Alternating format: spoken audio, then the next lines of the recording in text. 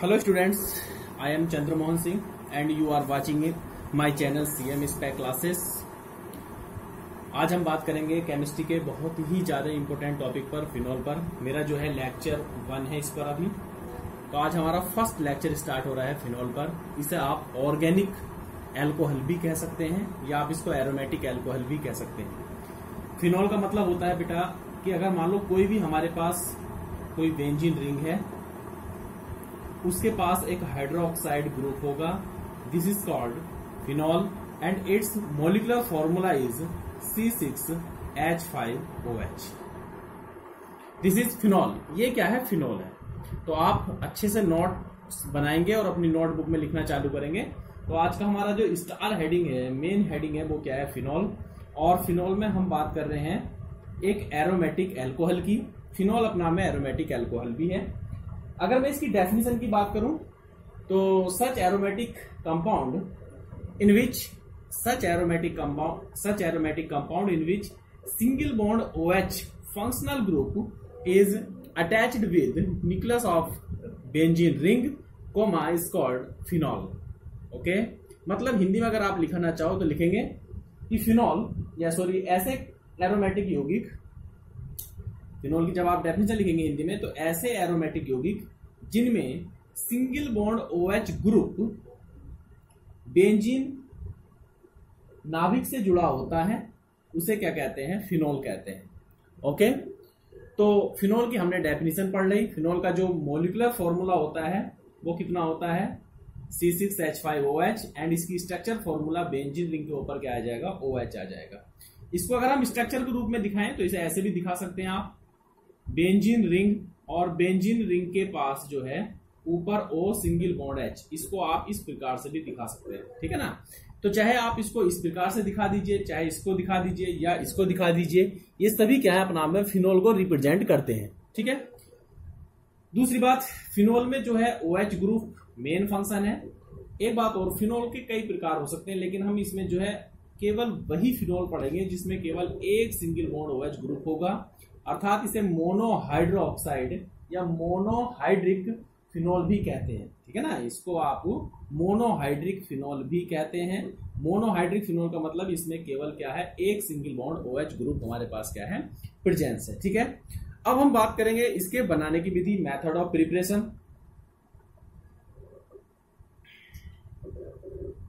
तो अब हम इसके बनाने की विधि की बात करेंगे बच्चे।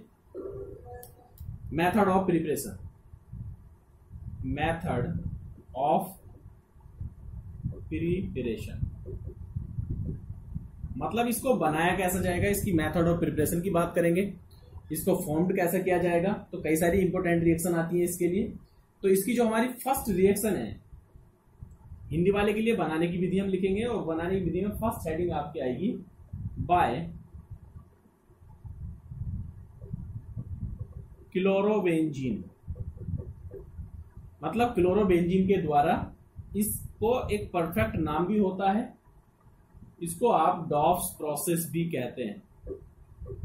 बहुत ही ज्यादा इंपॉर्टेंट रिएक्शन है बाय क्लोरोबेंजीन, या इसको आप डॉव, हिंदी में डॉव अभिक्रिया कहते हैं। इसको डॉव अभिक्रिया, इसको जो है डॉव अभिक्रिया कहा जाता है। ठीक है ना?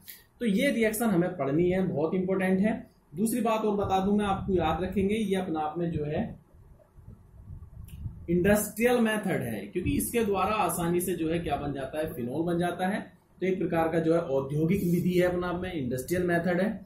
तो हम फर्स्ट हेडिंग आप लोग क्या डालेंगे? By chlorobenzene. इसको आप क्या बोलते हैं? डॉफ्स प्रोसेस बोला जाता है। डॉफ्स प्रोसेस का मतलब ये इंडस्ट्रियल मेथड है, इसका मतलब जो है इसको औद्योगिक रूप से भी जो है हम तैयार कर सकते हैं। ठीक है ना? तो फर्स्ट हेडिंग आपने डाल ली बाय क्लोरोबेंजीन या डॉफ्स प्रोसेस। अब हम इस रिएक्शन को पढ़ेंगे और इसकी कुछ मैकेनिज्म भी मैं आपको बताऊंगा कि इसको जो है कितनी तरह से आप इसे जो है डिफाइन कर सकते हैं या कितना इसको आप एक्सप्लेन कर सकते हैं। ठीक है ना? तो अगर हम इसकी रिएक्शन की बात करें तो देखो, सुनो, पहले सबसे पहले मैंने क्या लिया, एक चीज और मैं आपको बता दूं, डॉप्स जो रिएक्शन है इसमें हम क्लोरोबेंजीन से रिएक्शन स्टार्ट करते हैं, लेकिन मैं और थोड़ा सा पहले से स्टार्ट कर रहा हूं रिएक्शन को। ये चीजें आपको अपने स्कूल में या कोई भी टीचर द्वारा नहीं मिलेगी, इसलिए केयरफुली आप उसको देखेंगे। ठीक है? मान लो मेरे पास क्या है, एक बेंजीन है, इसको क्या बोलते हैं, बेंजीन। ओके, इसकी रिएक्शन मैंने करा दी क्लोरीन के साथ AlCl3 की प्रेजेंस में। ध्यान देंगे, सबसे पहले मैंने क्या लिया, बेंजीन लिया, और बेंजीन की रिएक्शन मैंने क्लोरीन गैस के साथ करा दी। तो यहां से क्या होगा, जो इसकी टॉप पोजीशन पर हाइड्रोजन है हमारा, ये हाइड्रोजन यहां से निकलेगा और एक Cl क्या बना के निकल जाएंगे, HCl, और क्लोरीन जो है इसकी टॉप पोजीशन पर पहुंच जाएगी और इसको कहेंगे आप क्लोरोबेंजीन। ध्यान से देखेंगे, ठीक है। मैं फिर दोबारा आपको बता रहा हूं, हमने सबसे पहले क्या करा है, बेंजीन ली है, बेंजीन की रिएक्शन हमने क्लोरीन के साथ कराई है इन presence of AlCl3। Then one hydrogen atom is removed like as a proton and react with a one chlorine atom and formed HCl। यहां से क्या होगा, हाइड्रोजन प्रोटॉन के रूप में निकलेगा। प्रोटॉन का मतलब देखो, बार बार ध्यान रखेंगे, H+ क्या होता है, प्रोटॉन होता है। तो यहां से जो है एक हाइड्रोजन जब निकलेगा तो वो H+ बना के निकलेगा, और यहां से Cl जो है माइनस बना के निकलेगा, H और Cl जो है क्या बना लेंगे, HCl, और आपका एक Cl इसके पास क्या बना लेगा, क्लोरोबेंजीन। ठीक है, अब हम इसकी रिएक्शन कराते हैं आगे की ओर। ठीक, जैसे आप इसकी रिएक्शन आगे की ओर कराओगे किसकी प्रेजेंस में, NaOH के साथ।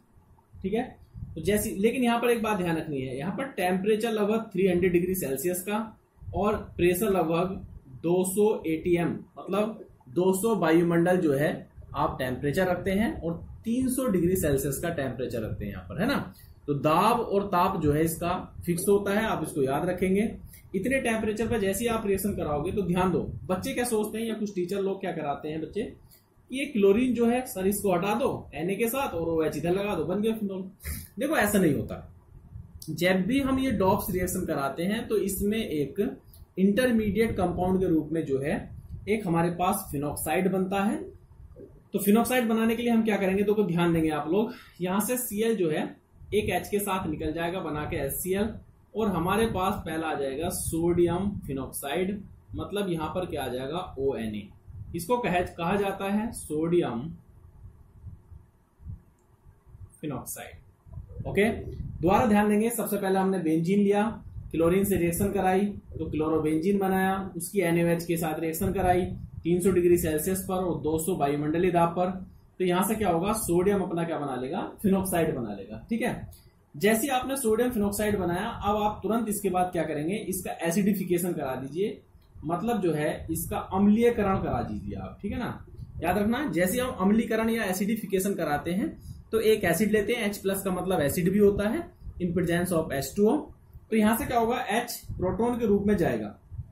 ठीक है ना, तो जैसे वहां H प्रोटॉन के रूप में जाएगा तो यहां से जो है Na अलग हो जाएगा।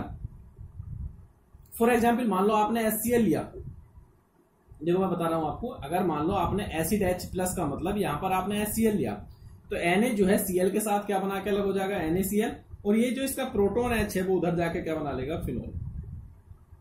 तो हमारे पास क्या आ जाएगा, ये फिनोल हमारा आ जाएगा। बहुत ही इंपॉर्टेंट रिएक्शन है और फर्स्ट मेथड भी है फिनोल के बनाने का, बहुत आसान मेथड है। सबसे पहला आपको याद रखना है बेंजीन की रिएक्शन आपने क्लोरीन के साथ करानी है, तो वहां से क्लोरोबेंजीन बन जाएगा। फिर NaOH के साथ रिएक्शन कराओगे तो सोडियम फिनॉक्साइड बन जाएगा। सोडियम फिनॉक्साइड के बाद आप जो है उसका एसिडिफिकेशन करा देंगे, HCl या मान लो कोई भी एसिड ले लेंगे, तो उसका जो निगेटिव पार्ट है वो सोडियम के साथ अलग हो जाएगा, और जो इसका H+ पार्ट है मतलब प्रोटॉन पार्ट है वो ऑक्सीजन के पास जाके क्या बना लेगा, फिनोल बना लेगा। ठीक है, तो ये हमारी जो है क्या बन गई, डॉप्स प्रोसेस जो है तैयार होगी। ठीक, लिख लेंगे इसको।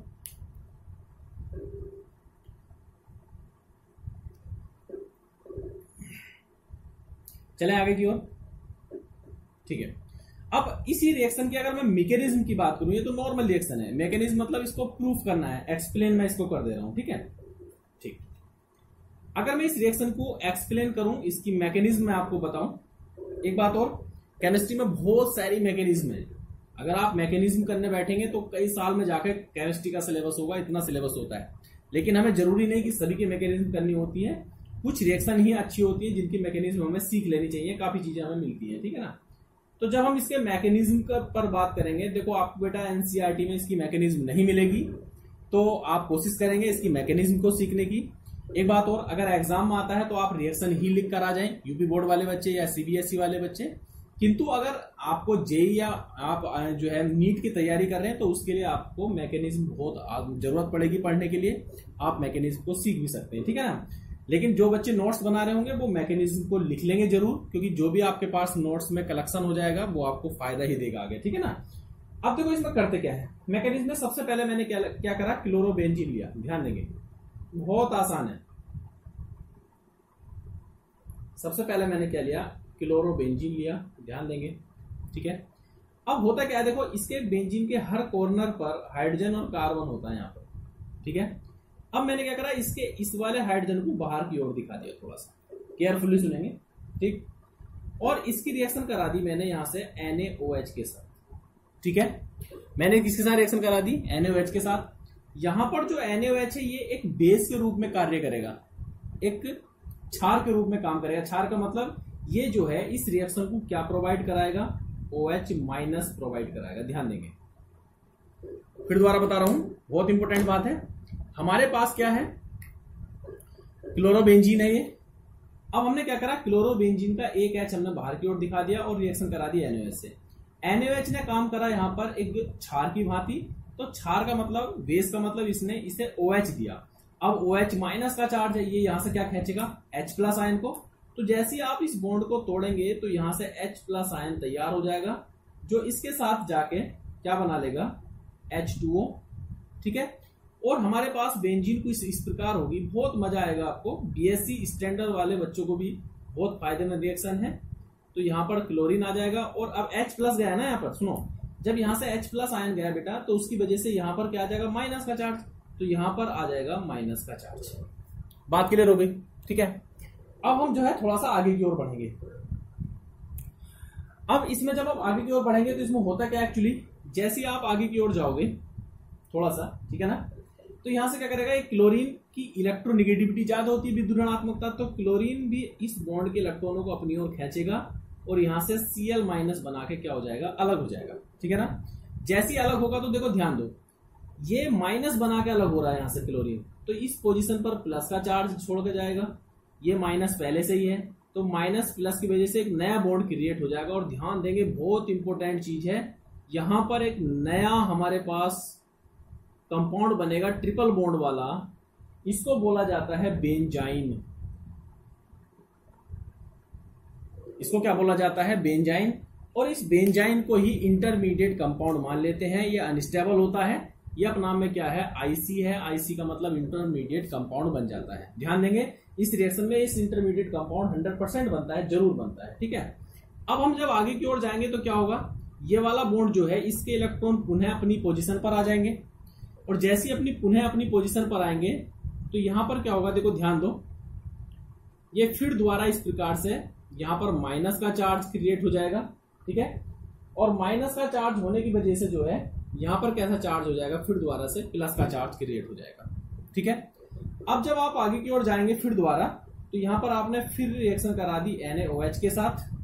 NaOH यहां पर फिर एक बेस के रूप में काम करेगा, तो ये यहां से क्या देगा, OH माइनस। अब OH माइनस जो है यहां पर आके लगेगा, ठीक है। OH पर माइनस, यहां प्लस है, तो यहां पर आपके पास क्या लग जाएगा, बेंजीन रिंग। यहां पर आपके पास OH आके आ जाएगा, और यहां पर माइनस का चार्ज चल ही रहा है, ठीक है। अब रिएक्शन को जरा आगे की ओर चलेंगे।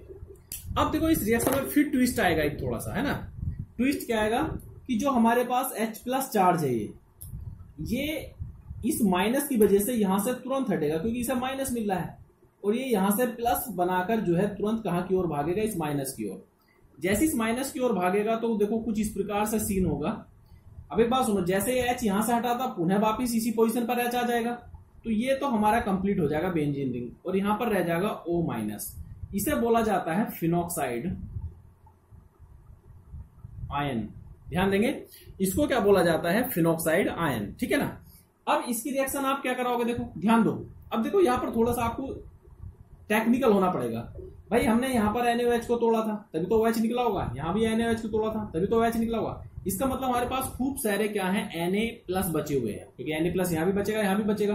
अब ये Na प्लस इस माइनस के पास आगे लग जाएगा, और यहां पर हमारे पास आ जाएगा ONa, ठीक है। ये माइनस, ये प्लस, और ये बना लेगा सोडियम, और इसको क्या बोलेंगे, फिनॉक्साइड। इसको क्या बोलेंगे, सोडियम फिनॉक्साइड, ठीक है। अब इसके आगे चलो, जैसे आप इस रिएक्शन को आगे की ओर चलोगे लेके, तो इसका क्या करा दोगे, एसिडिफिकेशन। एसिडिफिकेशन मतलब HCl, हाइड्रोक्लोरिक एसिड की प्रेजेंस में। तो HCl जब इससे रिएक्शन करेगा तो यहां से जो Na है वो क्या बना के निकल जाएगा, NaCl, और O के पास क्या पहुंच जाएगा, H, और हमारा बन जाएगा फिनोल। ठीक है, तो बहुत इंपॉर्टेंट रिएक्शन है, डॉफ्स अभिक्रिया इसको कहते हैं। मैंने इसकी रिएक्शन भी आपको कराई, अब मैंने इसकी आपको मैकेनिज्म करा दी। बहुत इंपॉर्टेंट रिएक्शन है, अपने नोट्स में लिख लेंगे इसको, और आज के आज ही आप इसको याद भी करेंगे। डियर स्टूडेंट्स, अगर आप इन्हें सबको एक बार देखकर अपनी रफ कॉपी पर दोबारा रिवीजन करोगे, I hope you are the perfectly remember of this topic. Okay, तो आप जो है फिनोल को अच्छे से याद करेंगे। मैं आपको आगे भी और लेक्चर प्रोवाइड कराता रहूंगा। फिलहाल आप आज ये डॉफ्स प्रोसेस अच्छे से याद कर लेंगे और इसकी मैकेनिज्म को ध्यान में रखते हुए ही रिएक्शन को करेंगे। एक बात तो मैं आपको बता दूं चलते चलते कि हमारा जो ये पूरा सोडियम फिनॉक्साइड है और एक हमारे पास ये जो बेंजाइन है, इनका बनना कंपलसरी होता है, तभी ये रिएक्शन सॉल्व होती है। हम तुक्के के साथ कोई भी रिएक्शन नहीं कर सकते। मान लो NaOH डाला, NaCl और OH बन गया, लो फिनोल। देखो ऐसे बहुत टीचर्स भी ऐसे काम कराते हैं कुछ कॉलेजों में ऐसी रिएक्शन, लेकिन देखो ये सभी रिएक्शन एक प्रकार की जो है ना समझी वाली रिएक्शन होती है। तो किसी भी रिएक्शन को क्लियर करने के लिए उसकी मैकेनिज्म आपको आनी चाहिए। अगर मैकेनिज्म भी आपको नहीं आती तो उसका एक क्लियर कॉन्सेप्ट आपको पता होना चाहिए। तो आज हमारी डॉफ्स रिएक्शन कंप्लीट हो गई, इसे अच्छे से याद करेंगे। इसके आने वाली जो रिएक्शंस हैं उन्हें मैं नेक्स्ट लेक्चर में प्रोवाइड करूंगा। तब तक के लिए धन्यवाद। जय हिंद, जय भारत।